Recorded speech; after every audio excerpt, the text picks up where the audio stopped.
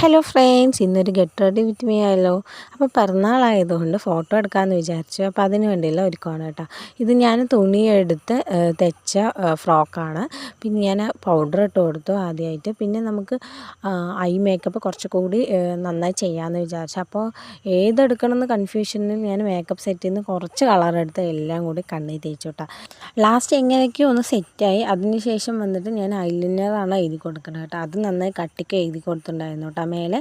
പിന്നെ അത് കഴിഞ്ഞിട്ട് വന്നിട്ട് താഴെ കൺമഷിയാണ് ഇട്ട് കൊടുക്കുന്നത് കേട്ടോ. കൺമഷി താഴെ നല്ലപോലെ ഇട്ടിട്ട് താഴെ ഐലൈനറാണ് കേട്ടോ എഴുതി കൊടുക്കുന്നത്.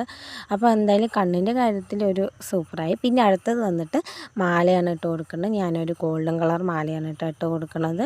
പിന്നെ അതിന് ശേഷം കമ്മൽ കുറച്ച് ലോങ് ഉള്ള ഒരു കമ്മലാണ് ഇട്ട് കൊടുക്കണം. അപ്പോൾ അത് ഇട്ടു കേട്ടോ.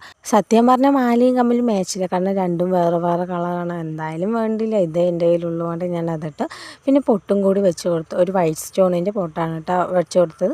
പിന്നെ തലകെട്ടാലാണ്. തല സിമ്പിളായിട്ടാണ് കേട്ടോ ഞാൻ രണ്ട് സൈഡിൽ നിന്ന് മുടി എടുത്തിട്ട് ക്ലിബാണ് കേട്ടോ കുത്തി കൊടുക്കണം, ഒരു ചെറിയ ക്ലിബ്.